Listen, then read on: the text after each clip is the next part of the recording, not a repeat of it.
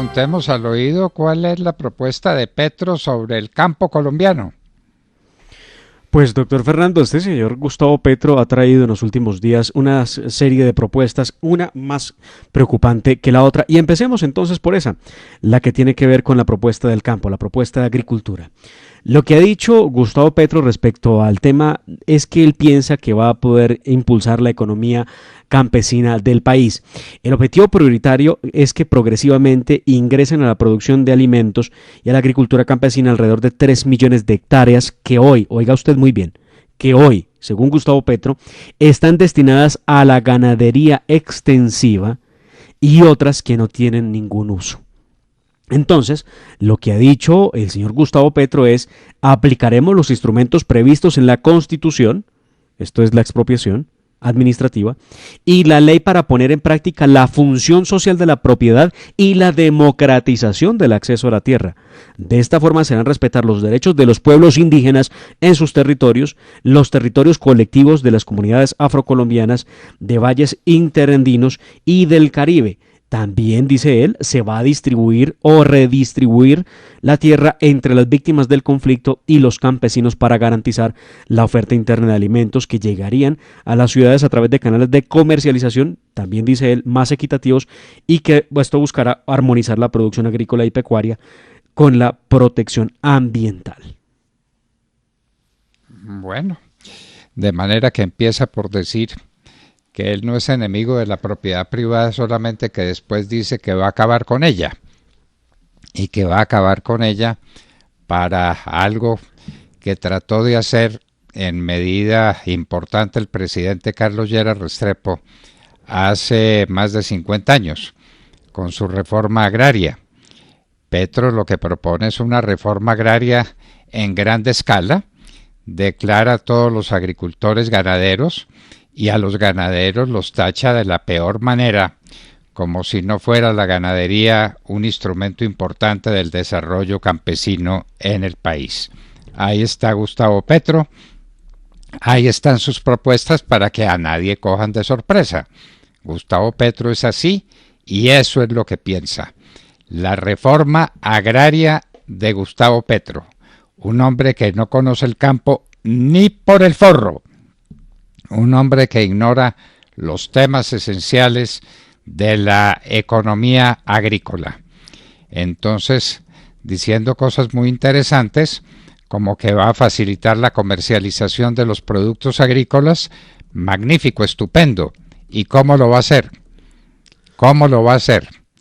¿Y cómo va a desarrollar estos proyectos campesinos que tiene para expropiar toda la propiedad ganadera y para dedicarla a otro tipo de producción que no ha dicho cuál es, ni cómo la va a poner en marcha, ni cómo va a manejar ese tema, porque obviamente para eso no tiene respuesta? Y preocupa, doctor Fernando, que ande diciendo que él no es un expropiador, que no piensa expropiar a nadie, pero en su propuesta claramente lo dice.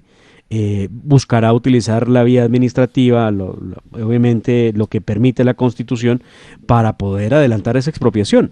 ¿Y a quiénes va a expropiar? Principalmente a los que él llama los terratenientes de Colombia y al sector ganadero, que a él tanto incomoda porque dice no aportan nada distinto a mantener unas tierras que no sirven para nada, sino para una ganadería extensiva, desconociendo absolutamente la importancia que tiene esa ganadería extensiva en el país y que tiene ese manejo del ganado en el país, doctor Fernando, los que producen la carne, abiertamente lo desconoce.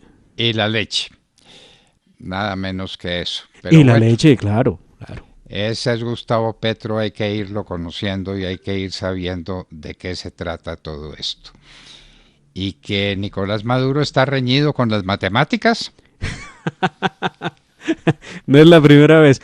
Escuchemos Nicolás Maduro hablando del balance de cómo avanza el proceso de vacunación en su país. Escuchen ustedes. Del proceso de vacunación, hoy hemos llegado a la meta del 102%. 102.6 para ser más exacto, por ciento de vacunación en primera y segunda dosis completa. Va volando, ¿no? Logró Bueno, vacunar a más de los más que no del tiene. 100%.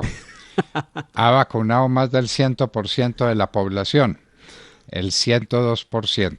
Ay, Maduro con sus temas, por Dios. Maduro con sus temas. Bueno, la gente se pregunta por qué no apareció Char en el debate en Semana cuando todos los de su grupo salieron a debatir y Semana salió a copiarles. ¿Por qué sacaron a Char del paseo? ¿Qué es lo que sucede?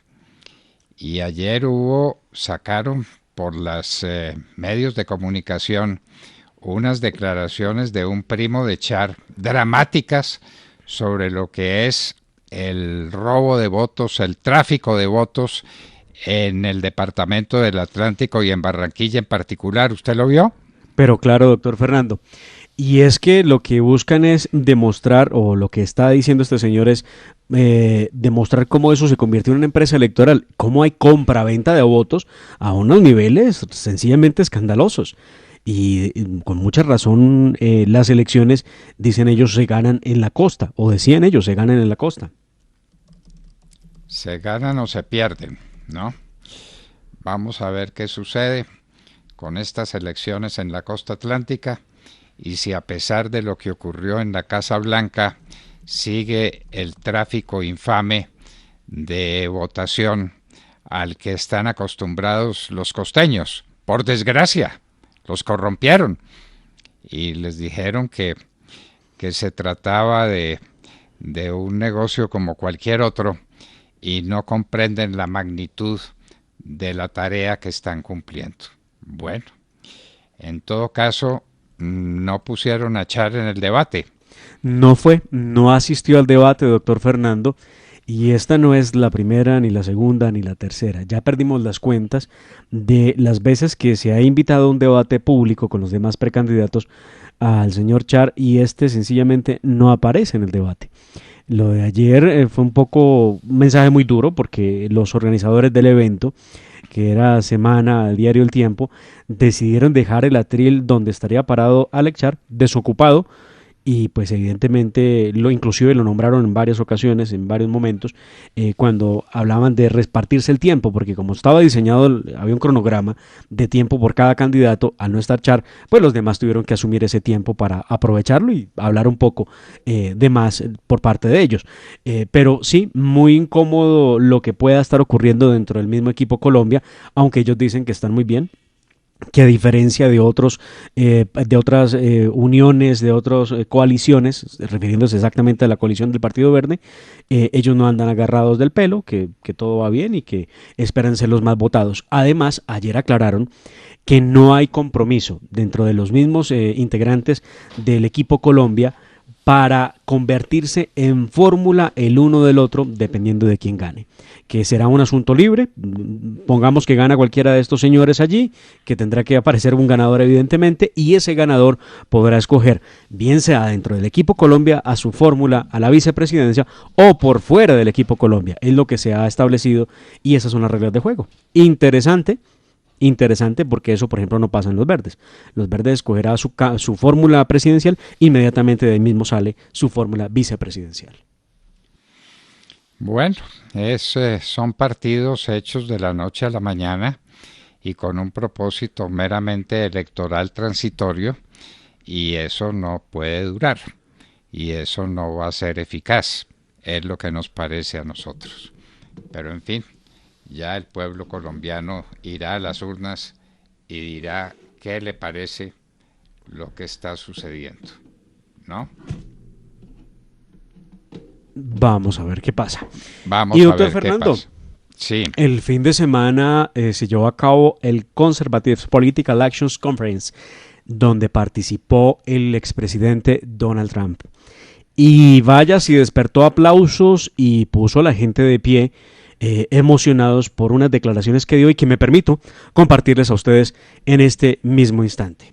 Aquí está, y voy a tratar de, por encima de la voz de él, tratar de contarles qué es lo que está diciendo. A ver. Ya se. Bueno, Bueno, ni tuve un por problema debajo aquí. ni por encima. Listo, gracias, Wilson. Under Bush, Russia invaded Georgia. Under Obama, Russia took Crimea. Under Biden, Russia invaded Ukraine. I stand as the only president of the 21st century on whose watch Russia did not invade another country. Pues en suma lo que ha dicho y lo que ha relacionado el presidente Donald Trump es que definitivamente bajo la administración Bush Rusia invadió Georgia, bajo la administración Obama Rusia invadió Crimea, bajo la administración de Biden Rusia pues ha invadido Ucrania, y dice que él se presenta como el único presidente del siglo XXI en cuyo gobierno Rusia no invadió ningún otro país. Y pues esto ha despertado la emoción de los conservadores que asistieron precisamente a este importante evento conservador en los Estados Unidos, donde queda claro que el expresidente Trump está pensando en regresar a la arena política y obviamente presentarse a las presidenciales. Con un argumento que objetivamente es cierto. Es cierto. Y es que en su gobierno no hubo invasión por parte de Rusia a ningún país, por parte de nadie, no hubo invasiones. En los demás gobiernos de los últimos años sí las hubo. Y las hubo muy importantes y muy significativas. Claro, la peor de todas, la que acaba de ocurrir con Ucrania. Esa es la peor.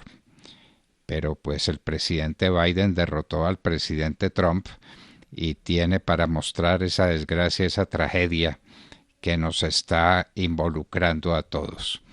La tragedia de la invasión de Rusia a Ucrania.